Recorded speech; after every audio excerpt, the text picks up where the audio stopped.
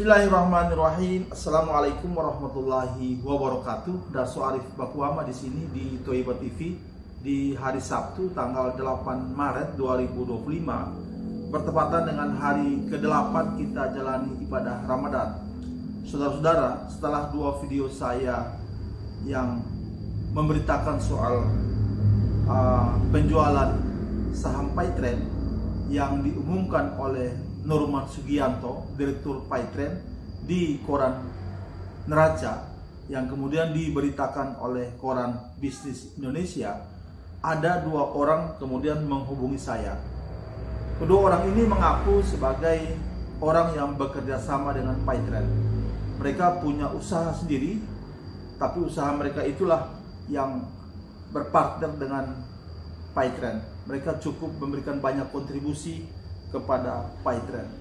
Kedua orang ini dalam perbincangan dengan saya mengambil kesimpulan bahwa kedua orang ini adalah semacam sister company dari Paytrend. Kita tahu saudara-saudara bahwa istilah sister company itu adalah sebuah istilah yang sangat umum di kalangan pemilik perusahaan. Sister company adalah semacam kepemilikan perusahaan yang sama, hanya saja secara kelembagaan mereka tuh berbeda. Jadi dua orang ini mengaku bahwa perusahaan mereka juga sebenarnya terafiliasi dengan Paytrend. Kedua orang ini mengaku kepada saya bahwa mereka masih punya banyak tagihan kepada Paytrend. Mereka sudah menghubungi nomor handphone yang tertera dalam pengumuman di koran Neraca itu, tapi sama sekali tidak direspon oleh pemilik nomor handphone tersebut. Sama seperti dengan saya dan juga seperti dengan Anggara Fernando, wartawan Bisnis Indonesia, yang menghubungi Direktur Paytrend yang ada namanya dalam pengumuman itu, yakni Norman Sugianto, dan juga kepada Yusuf Mansur. Hanya saja apa-apa yang mereka konfirmasi atau mereka tanyakan kepada nomor itu dan kepada Yusuf Mansur sampai dengan detik ini tidak pernah direspon baik oleh Norman Sugianto, sang Direktur Paytrend, maupun Yusuf Mansur, sang pemilik Paytrend. Saudara-saudara, saya kemudian mendapatkan dua nomor handphone lagi dari orang yang mengaku sangat tahu, sangat kenal dan dekat dengan Norman Sugianto. Kedua nomor handphone itu akhirnya saya coba untuk menghubungi dan saya mengirimkan beberapa pertanyaan. Pertanyaan saya itu saya susun berdasarkan pembicaraan saya dengan dua orang yang mengaku punya tagihan banyak kepada Paytrend itu. Kurang lebih ada 6 pertanyaan yang saya kirim kepada Norman Sugianto. Pertama, Pak Norman, kenapa Anda atau Paytrend menjual sahamnya? Dan siapa atau pihak mana yang telah membeli saham Paytrend? Pertanyaan saya kedua kepada Norman Sugianto, bagaimana pertanggungjawaban penyelesaian kepada para pihak, diantaranya karyawan, supplier, kontraktor, customer, dan lain-lain? Bagaimana teknis schedule pembayaran kepada mereka? Saudara-saudara, kalau terhadap karyawan Paytrend sudah sering saya bicarakan di video ini bahwa mereka telah menggugat Paytrend dan juga Yusuf Mansur di Pengadilan Negeri Kota Bandung, dan berakhir Paytrend harus membayar kepada mereka kewajiban-kewajiban yang belum dibayar, dan terakhir itu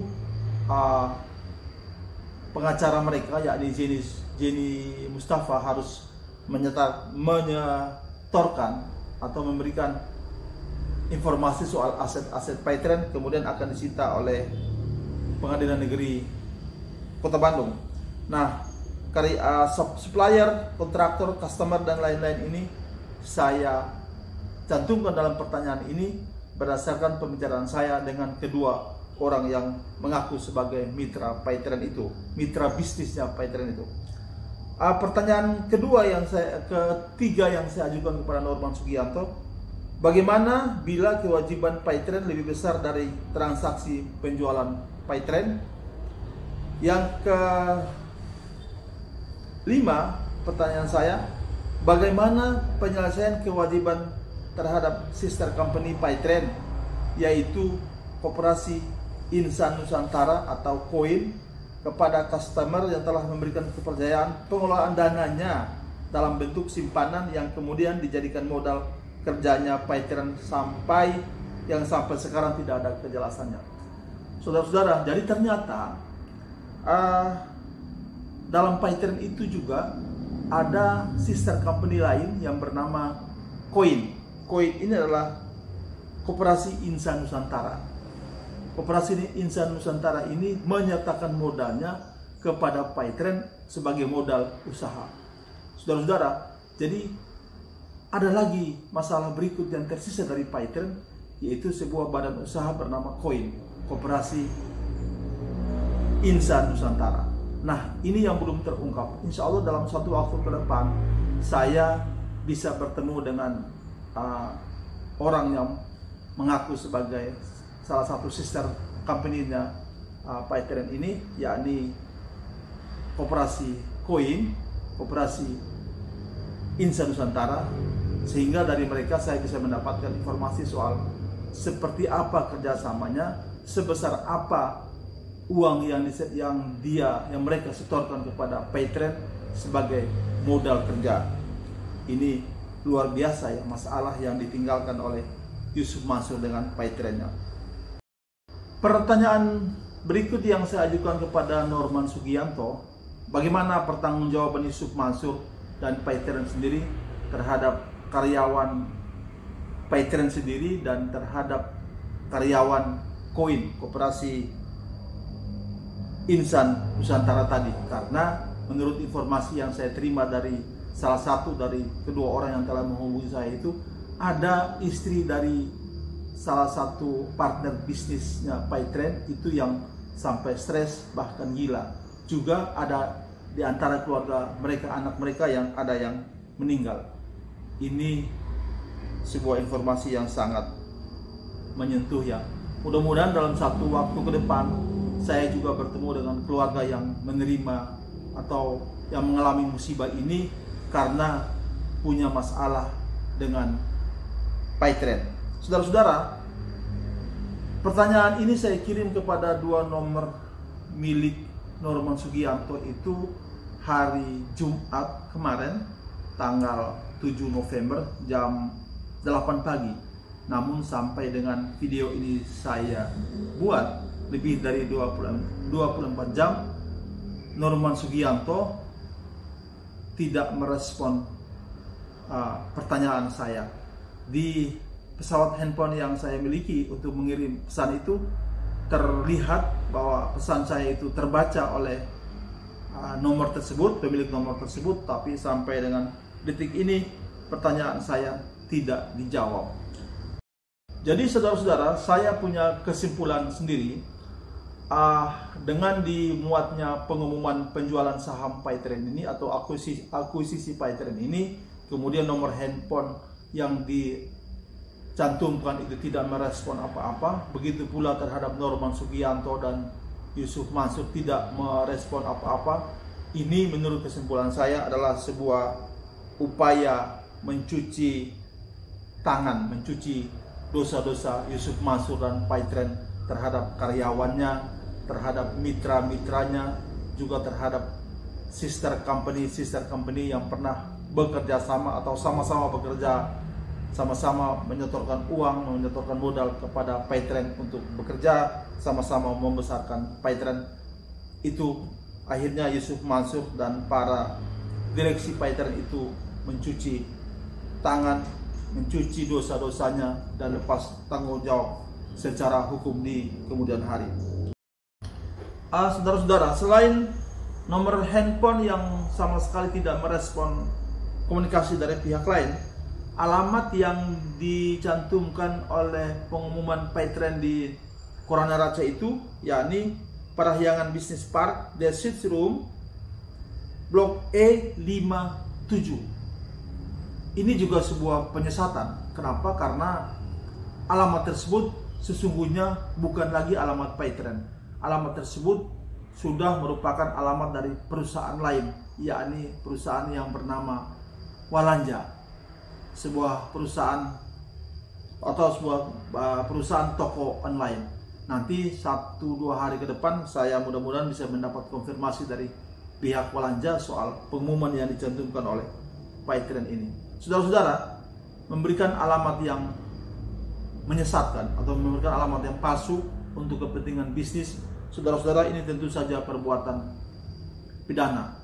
Mungkin karena sebuah informasi yang memberikan informasi yang menyesatkan. Sekali lagi, memberikan informasi yang menyesatkan dalam hal ini tentu untuk mengelabui orang-orang yang akan menghubungi alamat tersebut untuk kepentingan seperti yang dicantumkan oleh pengumuman PayTrend tersebut.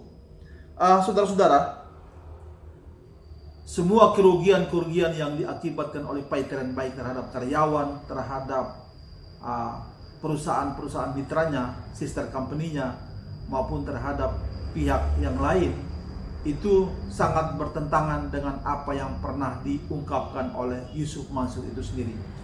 Nah, berikut ini saya akan merilis kembali 2 video. Video pertama, kita mendengar bagaimana Yusuf Mansur sesumber di media ketika itu bahwa jika orang bergabung dengan PayTrend maka punya akses yang mudah kepada pemiliknya, yakni dia sendiri. Pemiliknya juga berarti para direksinya. Dalam hal ini untuk kasus sekarang ini Norman Sugianto. Video berikut kita lihat bagaimana nanti Yusuf Mansur juga sesumber di situ, bagaimana orang mendapatkan keuntungan-keuntungan bila bekerja sama dengan PayTrend. Saudara-saudara, hari ini terbukti bahwa apa yang diungkapkan oleh Yusuf Mansur tentang usahanya itu semuanya adalah bohong belaka. Jadi satu waktu nanti jika datang lagi Yusuf Mansur atau kita mendengar, membaca atau melihat lagi Yusuf Mansur, sang pemilik atau salah satu bos dari warung Stick and Stick ini mengenai bisnis apapun juga, jangan langsung mempercayainya, apalagi mengikuti ajakan-ajakannya, karena pengalaman ini sangat berharga bagi kita semua soal PayTrend ini. Video ini adalah sebuah kebohongan yang perlu kita putar kembali, perlu kita rilis kembali supaya masyarakat Indonesia, khususnya umat Islam Indonesia, jangan lagi terpedaya dengan yang namanya Yusuf Mansur ini, walaupun pemuja-pemujanya memberikan dia predikat ustadz, predikat kiai, predikat ulama, dan lain sebagainya. Semoga video saya ini bermanfaat dan sampai bertemu pada video berikutnya. Jangan lupa subscribe supaya informasi-informasi saya terbaru tentang Yusuf Mansur dan sepak terjangnya dapat Anda ikuti. Selamat menjalankan ibadah Ramadan. Semoga Ramadan kita tahun ini adalah Ramadan terbaik dan Allah tetap mempertemukan kita dengan Ramadannya tahun-tahun yang akan datang. Dari saya cukup sekian. Billahi taufik wal hidayah. Wassalamualaikum warahmatullahi wabarakatuh. Jadi berbahagialah Anda ya, ketika memakai PayTrend. Anda bisa juga mengakses pemiliknya, karena saya bisa diakses, sementara yang lain Anda nggak bisa akses. Ayo, bisa akses yang lain? Nggak ada, bos. Kehidupan pribadinya, kehidupan keluarganya, aktivitas daily sehari-harinya, Anda bisa mengakses saya. Dan itu juga sesuatu buat Anda semua. Anda mengenal yang Anda pakai. Allahu Akbar. Ini usaha rakyat, karena saya membagi keuntungan kepada semua yang terlibat. Jadi umpama orang bayar listrik, dia bakal dapat bukan cuma kembalian berupa cashback, tapi dia dapat bonus-bonus jaringan yang itu sebulan bisa jutaan, belasan, bahkan puluhan, bahkan mungkin ratusan. Jadi keuntungan ini kan biasanya dimiliki sama lembaga saja, perusahaan saja, lalu nggak bagi-bagi. Bagi-bagi pun dikit lah, supaya bonus aja berapa orang gitu. Nah kita nggak, semua yang terlibat itu kita jadikan mereka juga owner. Ya. Dengan menjadi anggota dan mengisi deposit dalam jumlah tertentu, anggota dapat melakukan transaksi melalui ponsel atau gadget pribadi dan mendapatkan berbagai keuntungan.